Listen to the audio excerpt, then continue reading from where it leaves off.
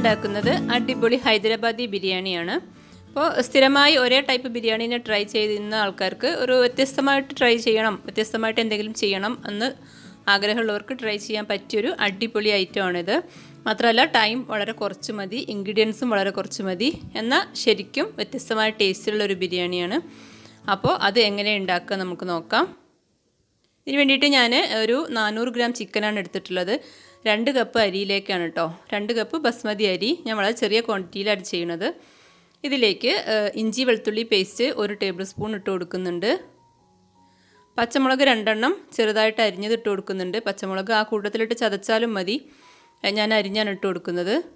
അതുപോലെ ഒരു അര പിടി മല്ലിയില അരിഞ്ഞത് ഇട്ട് കൊടുക്കുന്നുണ്ട്, പുതിനയില. അതുപോലെ 1 പിടി മല്ലിയില.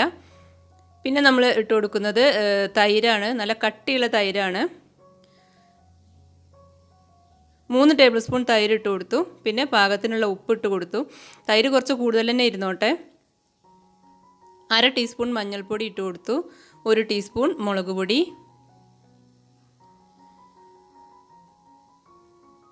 1 ടീസ്പൂൺ നിറയെ നമ്മുടെ ഗരം മസാല, ബിരിയാണി മസാലയാണ്, ഞാൻ വീട്ടിൽ തന്നെ ഉണ്ടാക്കിയതാണ്. അറിയായിരിക്കും എല്ലാവർക്കും, ഗരം മസാല അല്ലെങ്കിൽ ബിരിയാണി മസാല വാങ്ങിക്കാനും കിട്ടും. ഇനി ഇതെല്ലാം കൂടി ചേർത്തിട്ട് നന്നായിട്ടൊന്ന് മിക്സ് ചെയ്ത് വെക്കുക. കുറച്ച് സമയം അങ്ങനെ നമ്മൾ ബാക്കി കാര്യങ്ങളൊക്കെ ചെയ്യുമ്പോഴേക്ക് കുറച്ച് സമയം ഇതങ്ങനെ മാരിനേറ്റ് ചെയ്ത് അവിടെ ഇരിക്കട്ടെ.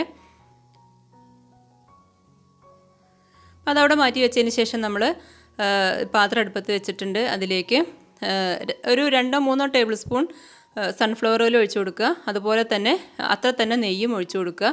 ഇനി അതിലിട്ടിട്ട് നമുക്ക് ഈ സവാള ഫ്രൈ ചെയ്തെടുക്കണം. ഞാൻ 2 സവാളയാണ് എടുത്തിട്ടുള്ളത്. 2 മീഡിയം സൈസ് സവാള തിന്നായിട്ട് സ്ലൈസ് ചെയ്തത് ഇട്ട് കൊടുക്കുന്നുണ്ട്. ഇനി ഇതൊന്ന് ഗോൾഡൻ കളറാവുന്നത് വരെ ഫ്രൈ ചെയ്തെടുക്കണം. ഉപ്പൊന്നും ഇട്ട് കൊടുക്കണ്ട, ഇതിങ്ങനെ ഫ്രൈ ചെയ്യുമ്പോൾ ഉപ്പിട്ട് കൊടുക്കണ്ട. നമ്മൾ സാധാരണ പെട്ടെന്ന് വാടി വരാൻ വേണ്ടി ഉപ്പിടാറുണ്ട്, പക്ഷേ ഇത് നമുക്ക് ഫ്രൈ ചെയ്തെടുക്കാനുള്ളതാണ്, അതുകൊണ്ട് ഉപ്പിടേണ്ട ആവശ്യമില്ല. കുറച്ച് കൂടുതൽ എണ്ണ ഒഴിക്കുകയാണെന്നുണ്ടെങ്കിൽ പെട്ടെന്ന് തന്നെ ആയി കിട്ടും. ഞാൻ എണ്ണ വെറുതെ കളയണ്ടെന്ന് വെച്ചിട്ട് വളരെ കുറച്ച് എണ്ണ മാത്രമേ ഒഴിച്ചുള്ളൂ. ഇപ്പോൾ ഇതാ ഏകദേശം ആയി വന്നിട്ടുണ്ട്. കരിയാതെ നോക്കണം, കരിഞ്ഞു കഴിഞ്ഞാൽ നമുക്ക് ചിക്കനിലൊരു കയ്പ്പ് ടേസ്റ്റ് വരും. നമ്മൾ മാറ്റി വെച്ചിട്ടുള്ള ഫ്രൈ ചെയ്തിട്ടുള്ള ഓണിയനിന് ഒരു 1/4 ഭാഗം എടുത്തിട്ട് ഇതാ കൈ കൊണ്ട് ഇങ്ങനെ ഒന്ന് തിരുമ്മിയിട്ട് ഇതിലേക്ക് ഇട്ട് കൊടുക്കുക. മിക്സിയിലിട്ട് പൊടിക്കൊന്നും വേണ്ട, കയ്യിലിട്ടിട്ട് ജസ്റ്റ് ഒന്ന് തിരുമ്മിയാൽ മതി, അപ്പോൾ തന്നെ പൊടിഞ്ഞോളും. പകുതിയിലധികം എടുക്കണം കേട്ടോ, ഒരു 1/4 ഭാഗത്തോളം തന്നെ എടുത്തിട്ട് ഈ മാരിനേറ്റ് ചെയ്ത ചിക്കനിലേക്ക് ഇട്ട് കൊടുക്കുക. നമ്മൾ ഫസ്റ്റ് തന്നെ ഓണിയൻ ഫ്രൈ ചെയ്തിട്ടുണ്ടെങ്കിൽ ആദ്യം തന്നെ ഇട്ട് കൊടുത്താൽ മതി. ഇനി നമ്മൾ ആ പാത്രത്തിൽ തന്നെ ഈ ചിക്കൻ ഇട്ട് കൊടുക്കുകയാണ്. നമ്മൾ മാരിനേറ്റ് ചെയ്ത് വെച്ച ചിക്കൻ ഇട്ട് കൊടുക്കുകയാണ്.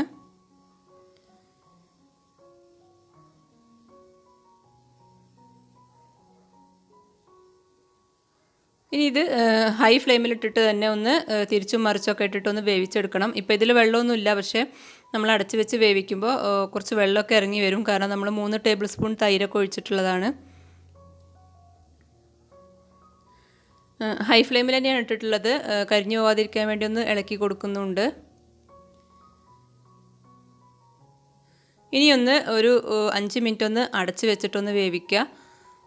അപ്പോൾ ചിക്കൻ പീസസൊക്കെ നന്നായിട്ട് വെന്ത് വരണം, കാരണം നമ്മൾ റൈസും വേവിച്ചിട്ടാണ് ഇടുന്നത്. അപ്പോൾ ഈ സമയത്ത് തന്നെ ഇതൊക്കെ ഒന്ന് വെന്ത് ഇതിലേക്ക് മസാലയൊക്കെ ഒന്ന് പിടിച്ചിട്ട് വരണം. ഇപ്പം നമ്മുടെ ചിക്കൻ ഏകദേശം വേവായിട്ടുണ്ട്, അപ്പോൾ അതോടെ മാറ്റി വയ്ക്കുക. അതിനുശേഷം നമ്മൾ അരി തിളപ്പിക്കുകയാണ്. അരി തിളപ്പിക്കാൻ വേണ്ടി കുറച്ചധികം തന്നെ വെള്ളം വെച്ചിട്ടുണ്ട്.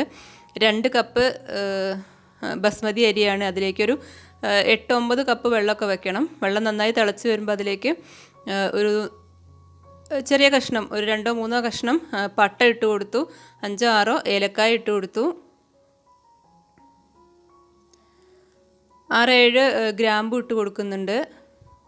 പാകത്തിനുള്ള ഉപ്പ് കുറച്ച് അധികം തന്നെ വേണ്ടി വരും, കാരണം നമ്മൾ അരി ഊറ്റിയെടുക്കുകയാണ്. അപ്പോൾ ആ വെള്ളത്തിലും കുറച്ച് ഉപ്പ് പോവും, അപ്പോൾ അതിനനുസരിച്ചുള്ള ഉപ്പിട്ട് കൊടുക്കുക. 2 കപ്പ് ബസ്മതി അരി കഴുകി വെള്ളം വാർത്ത് വെച്ചിട്ടുള്ളതാണ്, അപ്പോൾ അത് അതിലേക്ക് ഇട്ട് കൊടുക്കുക.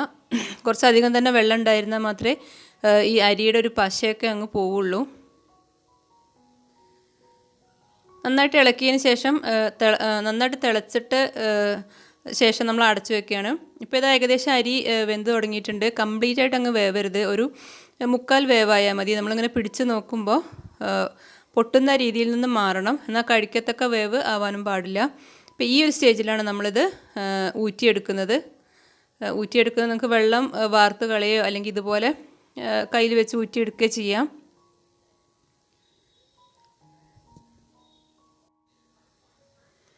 ഇതുപോലെ ഊറ്റിയെടുത്തതിന് ശേഷം നമ്മൾ റൈസ് റെഡിയാക്കണം. അപ്പോൾ ദം ചെയ്യാനുള്ള ഉദ്ദേശിക്കുന്ന പാത്രത്തിൽ നമ്മൾ 1 ടേബിൾ സ്പൂൺ നെയ്യ് ഒഴിച്ച് കൊടുത്തിട്ടുണ്ട്. എല്ലാം വളരെ കുറച്ച് മതി, കാരണം വളരെ കുറച്ച് ക്വാണ്ടിറ്റിയേ ഉള്ളൂ നമ്മുടെ ബിരിയാണി. അപ്പോൾ ഞാൻ 1 ടേബിൾ സ്പൂൺ നെയ്യ് ഒഴിച്ചു, പാത്രത്തിൻ്റെ എല്ലാ ഭാഗത്തേക്കൊന്ന് ആക്കിയെടുക്കുന്നുണ്ട്. ഇനി നമ്മൾ ഊറ്റിയെടുക്കുന്ന റൈസ് ഒരു പകുതിയോളം ഇതുപോലെ അങ്ങനെ ഇട്ട് കൊടുക്കുക. 2 3 ലെയറുകളായിട്ട് നമുക്ക് ചെയ്യാം.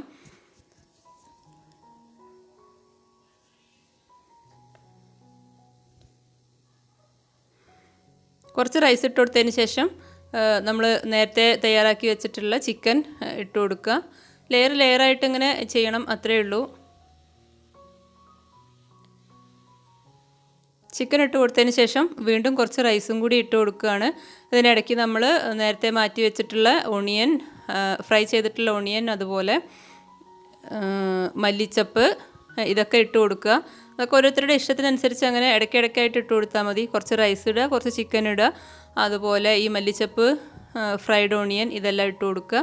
ഇങ്ങനെ 2 3 ലെയറുകളായിട്ട് ചെയ്യുക, അത്രയേ ഉള്ളൂ.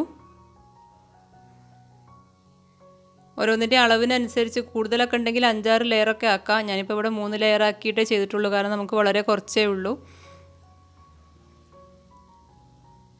എല്ലാം ഇട്ട് കൊടുത്തതിന് ശേഷം ബാക്കി അവസാനം മല്ലിച്ചപ്പൊക്കെ ഉണ്ടെങ്കിൽ, ഫ്രൈഡ് ഓണിയനൊക്കെ ഉണ്ടെങ്കിൽ മുകളിൽ ഇട്ട് കൊടുക്കുക.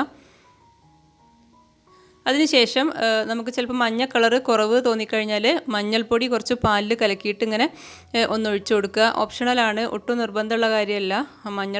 മഞ്ഞ കളറ് തോന്നിക്കാൻ വേണ്ടിയിട്ട് മാത്രമാണ്.